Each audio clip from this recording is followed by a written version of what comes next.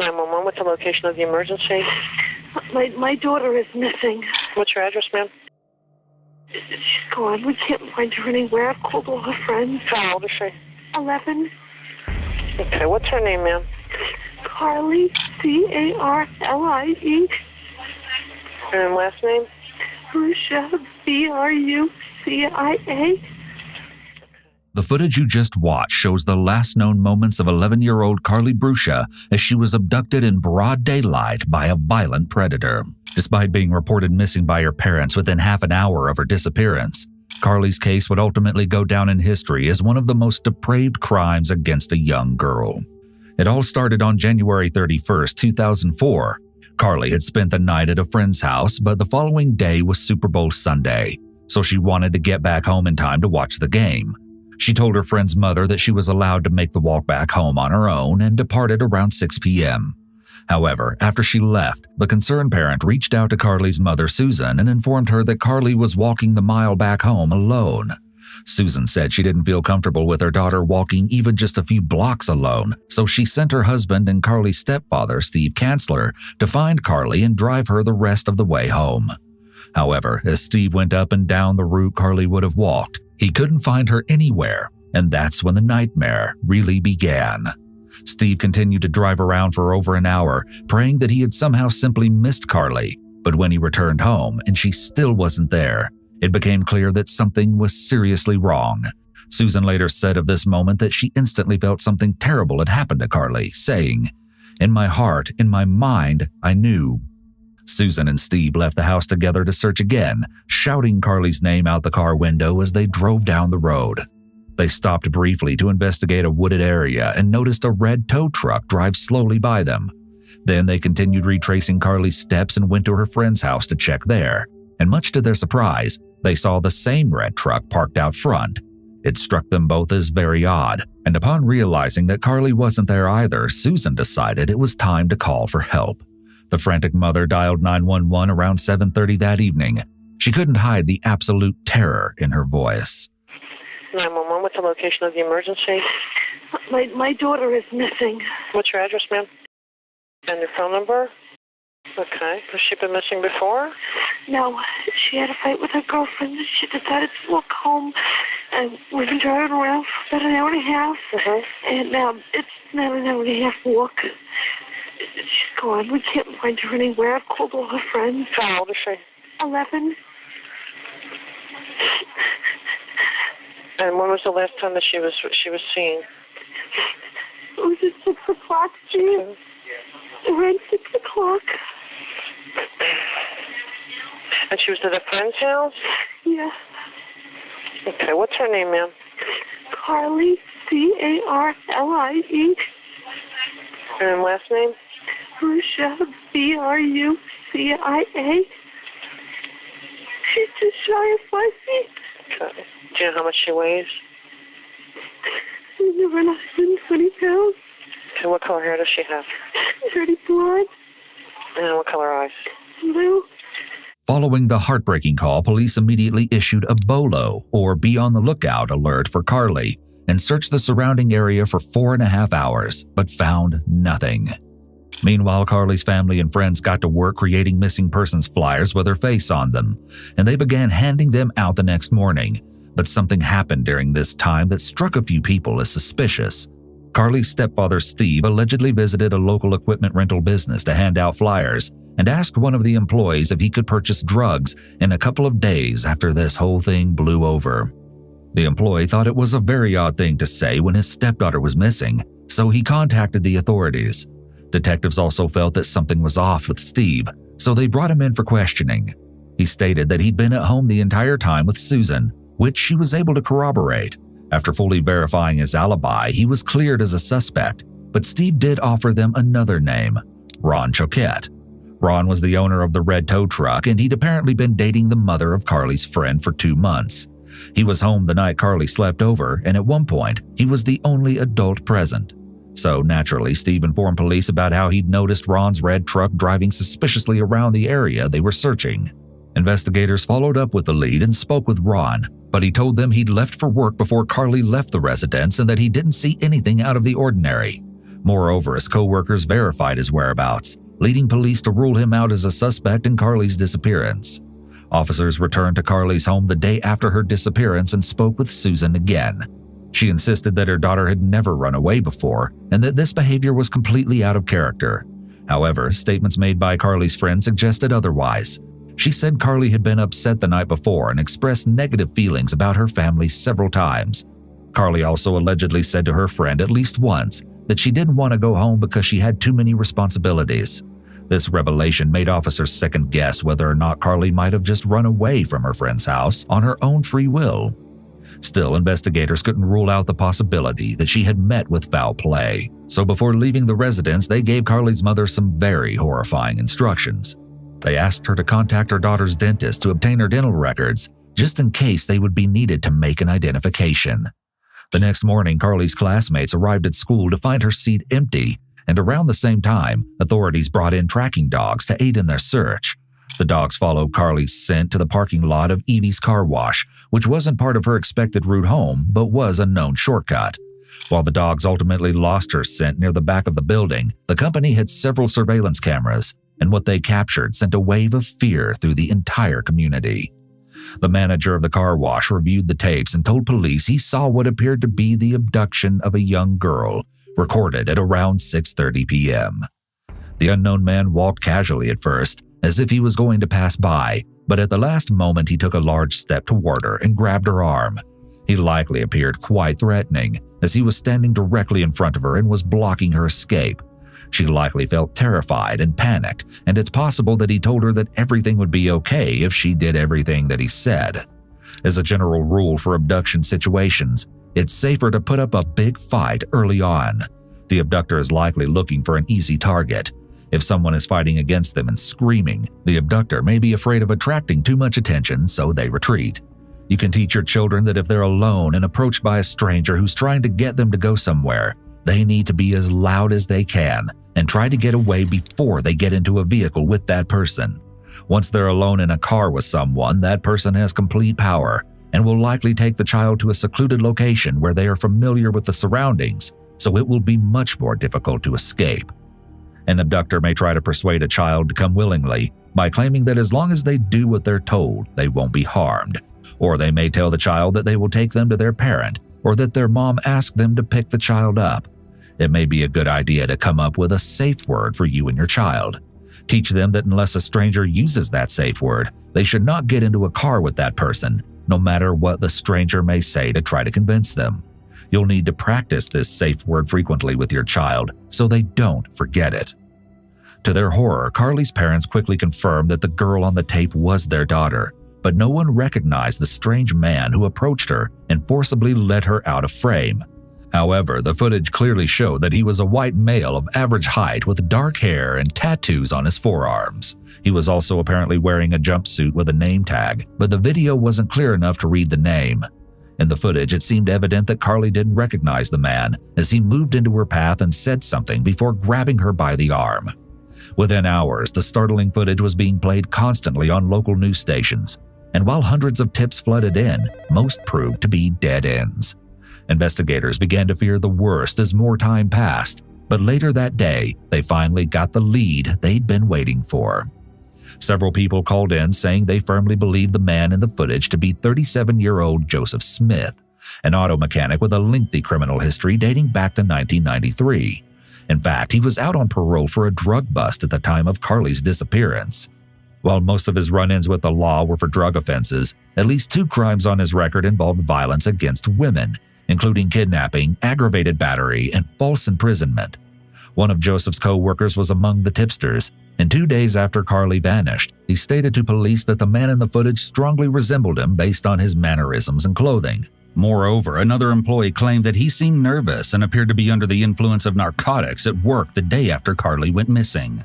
They also reported that Joseph had been struggling at work due to issues with drugs and money, and claimed he didn't show up for his shift the previous day.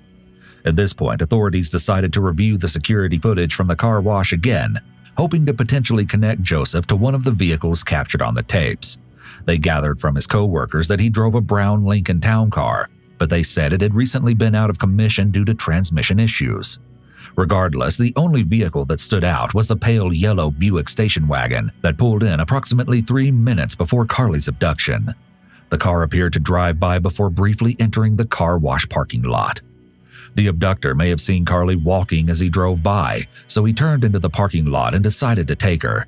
It's also possible that he'd seen her shortly after she left her friend's house, and he then followed her to the car wash. Regardless, he'd likely thought about abducting a child long before he actually did it. When he saw her walking alone, he may have saw it as the perfect opportunity to act out his fantasy. Unfortunately, detectives couldn't make out the license plate or who was behind the wheel from the grainy footage, but they knew it was time to pay Joseph a visit. Officers arrived at the home of Joseph's friends, Jeffrey and Naomi Pincus, where he was renting a room after being kicked out of the home he shared with his wife and 3 young daughters. However, despite seeing Joseph outside smoking a cigarette when they first drove by the residence, they got no answer when they knocked at the door.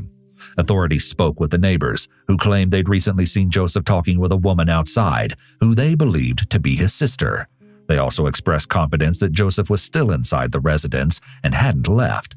Joseph's sister returned to the property, and after speaking with the police, she went inside to locate her brother. Joseph finally emerged from the house and claimed he didn't hear detectives knocking at the door because he'd been sleeping. Investigators asked Joseph where he was during the time of Carlie's disappearance. He explained that he'd been at home watching the Super Bowl and told them his friends could verify his story. They showed Joseph an image taken from the surveillance video, and while he admitted that the man looked like him, he insisted he was nowhere near the car wash that day. Next, detectives asked Joseph to roll up his sleeves, and they found that he had tattoos on his forearms just like the man in the video. They also noticed several minor cuts and scrapes on his hands. As if that wasn't suspicious enough, Joseph also admitted to borrowing Jeffrey and Naomi's yellow station wagon the day Carlie went missing. However, he claimed he only drove the car to a nearby marina to look at the water before returning home. Police were feeling pretty confident that they had their guy, but when they spoke with Naomi, she confirmed his alibi, leading them to second-guess everything. Roughly an hour after detectives arrived at the home, Joseph's probation officers came to assist by conducting a thorough search of his broken-down Lincoln Town car. They quickly located drugs in the vehicle, including multiple syringes and spoons, and Joseph was arrested for violating the terms of his probation. Later that same day, Jeffrey, Joseph's friend, contacted the police with some unsettling information. He claimed that Naomi had gotten the dates mixed up when giving her initial statement to the police, and that while they'd let Joseph borrow their station wagon on the day in question, he didn't return until the following morning. Jeffrey also said he'd reset the odometer before Joseph left, and when he checked it upon his arrival back home, over 300 miles had been driven. Not to mention the inside of the car appeared disheveled, and the back seat was left down. Finally, when asked if he could recall what Joseph had been wearing when he left the house, he said a mechanic's uniform. Jeffrey and Naomi consented to have their home searched, but authorities found nothing of evidentiary value. Then, after hearing of the arrest, Joseph's mother stormed down to the auto repair shop where her son worked and demanded to know why the employees had called the cops on her son. However, despite her angry outburst, his co-workers felt that she too believed it was her son on the CCTV tapes when she proclaimed, "If Joe did this, I will get the truth out of him." Joseph's mother saying "if Joe did this" is an indication that she'd allowed that possibility into her head and hadn't dismissed it. A mother who 100% believed her child was innocent would likely say something that was much more firm, such as "he didn't do it." Meanwhile, investigators continued searching the wooded areas around where they believed Carlie had been abducted, but to no avail. They also contacted forensics personnel from the city of Sarasota sanitation site and requested that they secure the transfer building for an organized search of the trash the next day. Little did they know that by that time, the search would no longer be necessary. While Joseph was in custody, one of his longtime friends entered the police station and asked to speak with investigators. Beyond telling them that the man in the CCTV footage looked very much like Joseph, he informed them of several occasions when he would talk about his growing desire to assault women. Shortly after this encounter, detectives transported Joseph from jail to police headquarters for a formal interview. The following interrogation footage has never been seen before. I want to just talk. You and I have some things to talk about. Okay, because some of the things at the house, we got to get straight. That's the most important thing. Okay. In this room is about the truth. Mm-hmm. Okay, it's the most important thing that goes on in this room. Joseph's arms are wrapped tightly around his torso, which could suggest that he's feeling defensive and trying to protect himself. In addition, his legs are crossed at the ankles. His whole body is in a closed position, signifying that he may be uncooperative and may not be willing to speak with the detective. The initial interview never even had the chance to get started. I was already advised to talk to a lawyer. After Joseph shut down the interview by requesting a lawyer, he repeatedly asked to speak with his family. I can't talk to you. You have requested a lawyer.